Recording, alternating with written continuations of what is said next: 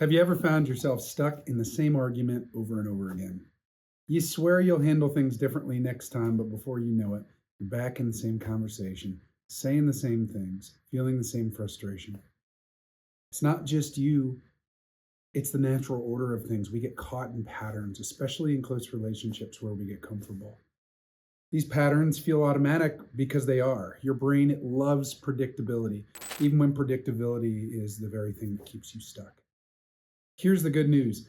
Once you start noticing these patterns, you can change them. Even small steps can lead to big transformations in how you connect with others, in how you resolve and handle stress and conflict in relationships in ways that don't take them down, but build closer trust and awareness and knowledge of each other. Today, I'll show you how to break out of these relational ruts, and we'll end on a 3-step simple process for doing so. If you don't know me, I'm Andrew Smith. I'm a therapist, I'm a psychologist, I'm the founder of Rewire Wellness. Over the past decade, I've helped hundreds of people recognize and break patterns that keep them stuck. Whether it's in recurring arguments that create emotional distance or feeling a disconnection from the people you care about and love and want to be connected with most. In this video, we're going to explore how you can identify your own relational patterns, what you bring to the table, because at the end of the day, that's the thing we can control. This allows you to start making steps towards small, powerful changes. If you're ready to dive deeper, I encourage you to go to rewirewellness.co. The link is in the description. There's a free relationship health assessment there to help you to begin this journey of identifying and changing your patterns, your relationships, so that you can feel more connected, so that your mental health can be protected and improved through that process. Today, though, here's what I'm going to cover. Number one, why relationship patterns are so powerful and why they keep us stuck. Number two, how to identify your patterns without blame or judgment. And number three, a 3-step process that you can start using today to break free and build healthier connections. And if any of this resonates with you, I really encourage you to link in the description.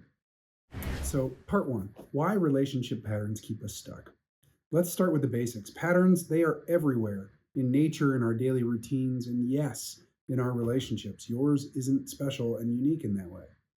Think about how predictable your daily life becomes sometimes. Think about how predictable the tides are that rise and fall, so predictable that we can perfectly time them on maritime charts. You probably wake up at a similar time each day, follow a routine for your morning coffee, go through familiar rhythms without even thinking about it. Our brains, they love predictability because it feels safe and efficient, and it is efficient. It helps us be productive. It helps us, building these routines helps us to maintain a clear headspace. And that's a good thing until it's not, or in contexts that it's not a good thing. In relationships, these same biological truths, our likelihood of getting into automatic routines and rhythms, these same predictable patterns can get us stuck in ways that aren't very healthy or hopeful. They help us, these patterns, they help us avoid discomfort and maintain the status quo. Again, that's efficient, but not healthy. So the question isn't about the efficiency or comfortability of a pattern. It's about how patterns maintain unhealthy status quo sometimes. So here's an example. Imagine you're in a recurring argument with your partner. Ever happen to you? Does in my life.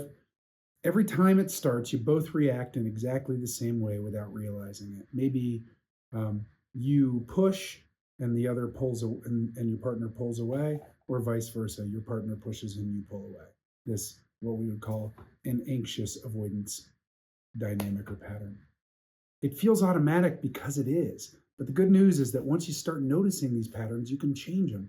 And that change, it doesn't have to be huge. It starts with something very small.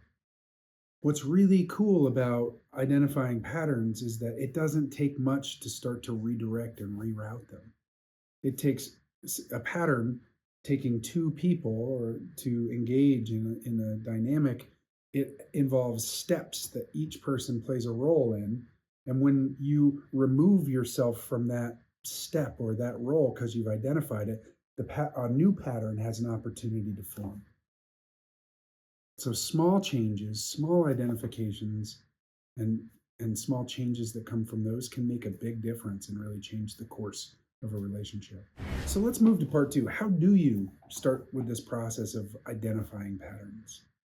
I want to start by saying it's most helpful to enter this, and the way the Rewire approach does this is not by taking a blame based approach, although there's responsibility to take, but by taking this other type of approach that says that patterns are natural, they occur in every relationship. And if I want my relationship to be healthy, I'm going to start noticing my patterns.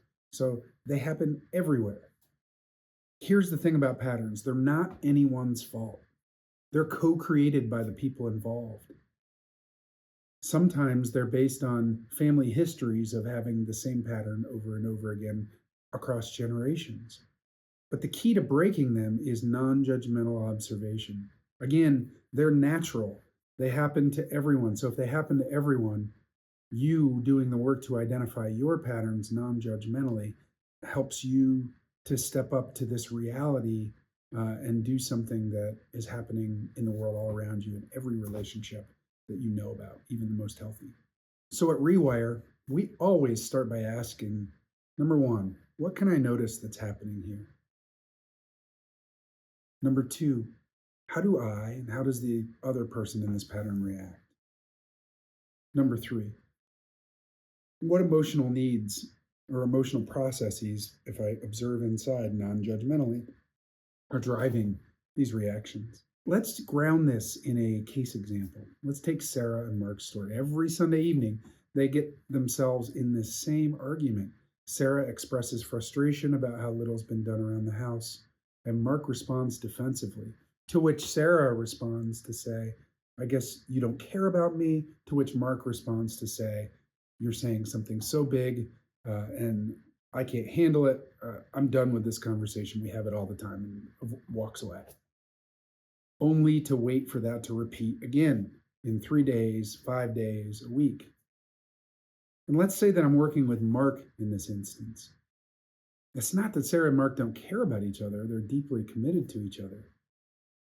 But they're both acting in ways that defy their deeply held values. Mark doesn't want to be a guy who responds defensively and doesn't want his partner to feel unloved and uncared for. And Sarah doesn't want to nag Mark and doesn't want Mark to feel like the only thing that she sees in him is somebody to be a logistical partner.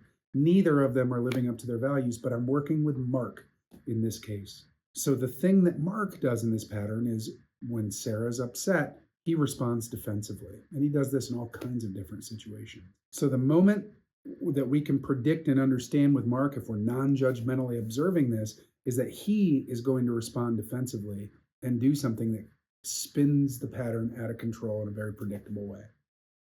So, one small action that Mark can take in this instance is to expect himself to respond defensively and to choose a different action that's grounded in his values. For example, he can choose to say, I understand that the house is a wreck. I'm going to start taking care of some of that right now. One small action changes the nature of the pattern. And notice that the first step towards breaking it is simply noticing the pattern without blaming one another. We're using a very rational approach to this. Mark is saying Sarah gets anxious, he gets defensive, she gets upset about his defensiveness, and he gets upset about how she gets upset at him. There's 4 opportunities in this chain to make a difference. Sarah can make a difference, and Mark can make a difference, and a new pattern can form. Okay, part 3, the 3-step process to break relational patterns. If I'm going to really put my nickel down on 3 things. If you're ready to start changing these patterns, here's how you get started. Step 1, know your role in the pattern. The easiest person to change is you. You can't control how someone else responds. And if you're waiting for somebody else to step up and respond differently, you might be waiting a long time. So ask yourself how you can know yourself and observe yourself in this. A question is, what is my automatic response when this pattern plays out? What's one small change I can make for next time? If I was working with Sarah in the Sarah and Mark situation before, we would start with Sarah looking for a different way to enter the conversation from the get go, from the beginning. Maybe instead of expressing frustration, she could invite Mark to participate in aspects of getting the house ready for the week. Okay. Step two, make one small values based change. This doesn't have to be huge. It's about choosing a small action that reflects your values. Again, let's say that I'm working with Sarah. She's making one small offering in the beginning of this, which is to change the way that she enters the conversation that aligns better with her own values. Even if Mark chooses to respond defensively in this case, um, Sarah will have lived up to her own values and can live in congruence, even though it didn't change the pattern first thing. So your small change, it might be offering an apology without expecting anything in return. If connection is your value, it might be listening without interrupting. It might be a kindness response instead of a blaming response. Things that allow you to live up to your own sense of aspirational self. Step three, expect resistance and keep going. Breaking patterns can feel really uncomfortable at first. You might even get pushback from the other person. In fact, I almost guarantee you when you start to break deeply rooted patterns, here's what human beings are designed for, which is homeostasis.